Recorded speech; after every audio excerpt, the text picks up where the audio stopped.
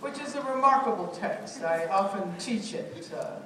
And what is most important about that text, I believe, and this may be the connection you were asking me about to the analysis of the prison industrial complex, which we developed more recently.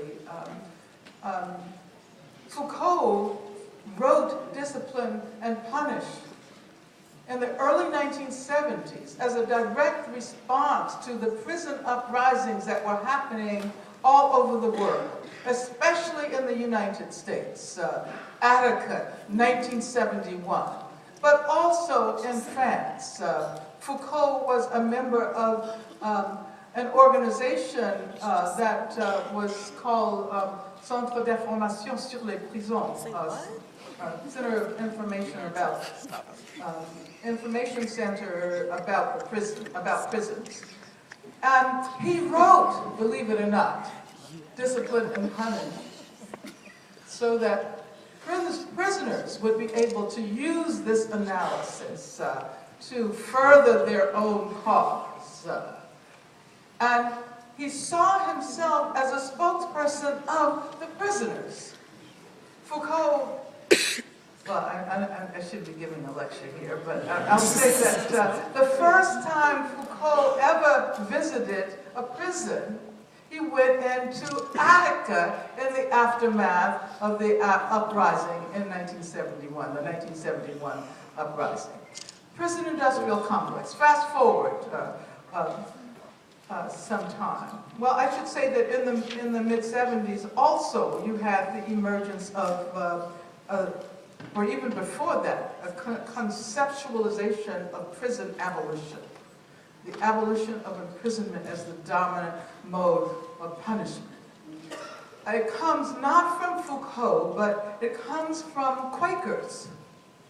And that actually might seem strange, but Quakers introduced the idea of the prison in the first place. So it was quite appropriate that they would, a couple of centuries later, call for its abolition. Prison industrial complex is a concept that was first used, a term that was first used by Mike Davis in describing the shifting of the agricultural industry in California to a prison industry. And in 1990, maybe about 1997 or 1996, a group of us decided we wanted to make an intervention into the whole prison crisis. And at that time, people were very reluctant to support anything having to do with prisons. The law and order discourse was so powerful that most people, when they thought about prisons, they only thought about crime. They only thought about criminals. And so we thought that if we use the term prison industrial complex, it would shift, it had the potential of shifting popular discourse from a focus primarily on crime and punishment to an understanding of punishment in relation to a whole another set of issues. Punishment in relation to racism, punishment in relationship to gender, punishment in relation to economic exploitation. And so we define the prison industrial complex not as a place, not as the actual structures, but rather as a set of relations. As a set of relations supported by the kinds of discourses that Michel Foucault writes about in Discipline and Punishment. Relations between prisons and corporations, relations between prisons and the media, prisons and the political realm, etc. And it was actually quite amazing that people started to use the term prison industrial complex.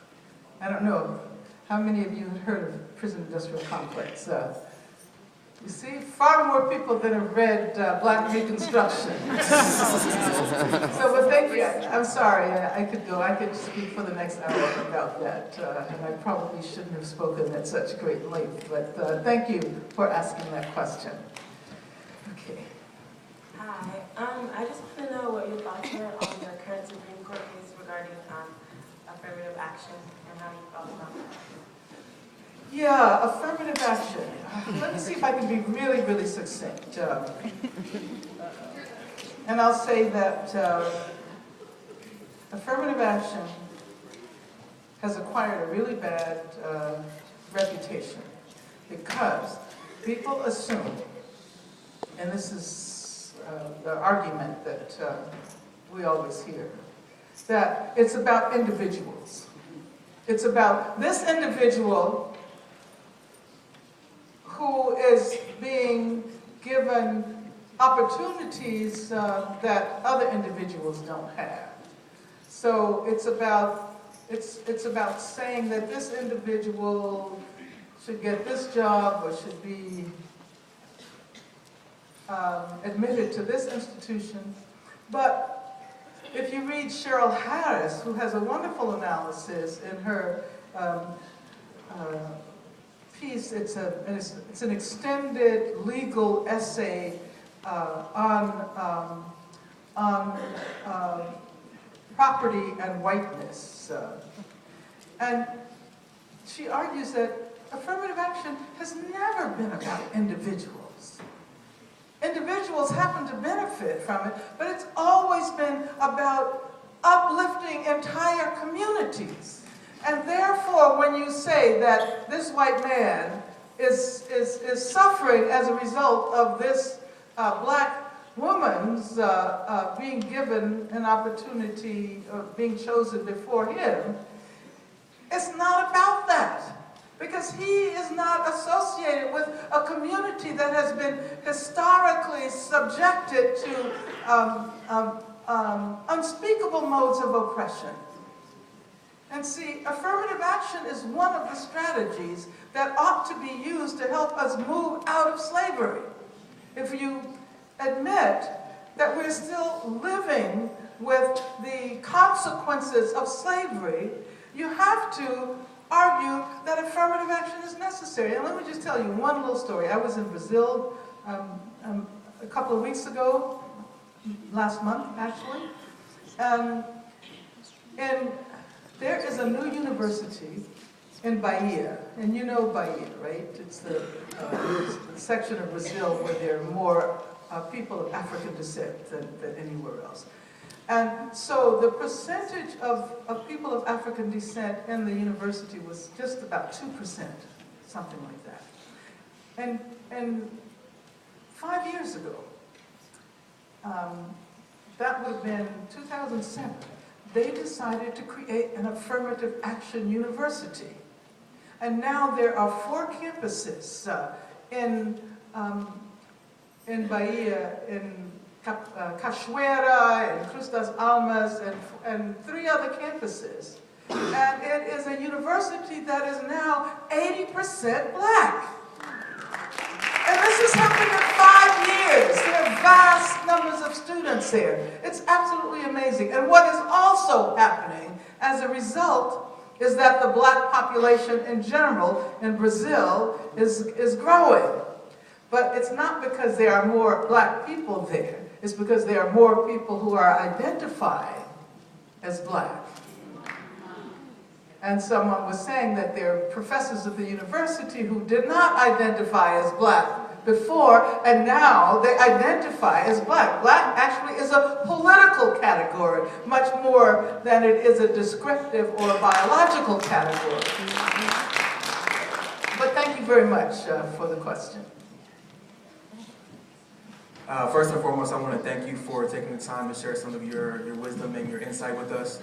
But my question is, I want to know your opinion on this conversation that we're having now in America around gun control and gun regulation, and the opposition that Obama is facing from the NRA and Republicans on what he's trying to do, when ironically, the first real gun legislation and regulation in America happened in response to the Black Panther movement and Black people policing the police in their communities. So what's your opinion on that? And ironically enough, the legislation at that time was supported by the NRA and the Republicans because they were afraid of what's happening with the Black Panther movement. So what do you think we can do to sort of change the NRA and the Republicans' perception on this issue? Yeah.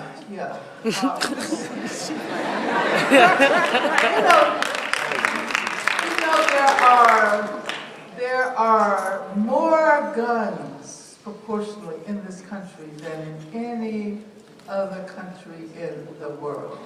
There's something like 300 million guns. And that doesn't even count the guns that the police and the military have. Well, yeah, we could have a long conversation about that. And I'm really glad you brought up the question of the Panthers, the emergence of the Black Panther Party as an effort to monitor the police who continue to occupy Black communities. One of the reasons, or the main reason why there are so many Black people in prison and so many people of color, so many Latinos, is that those communities are saturated with police. There's hyper surveillance. That is the only reason why you have such disproportionate numbers, a vast majority of people of color in prison. Yes. Because in white communities, the police aren't there. Nope. And people doing the same thing. Yeah. They're doing the same drugs, Yes, they're selling the ma'am. same drugs, but there's nobody there to catch them. So, yes, let me just be really succinct here and say that I totally believe in gun control, even though I have always historically supported the right to self-defense. And, some of you may know that I was once Go ahead, Angela. Go ahead, Angela. because of guns that I own. Yes, ma'am. And even though I didn't use them, I was charged with murder, kidnapping, and conspiracy, and I faced the death penalty 3 times. And I was also, for those of you who are really young, I'll tell you, I was on the FBI's 10 most wanted list as well.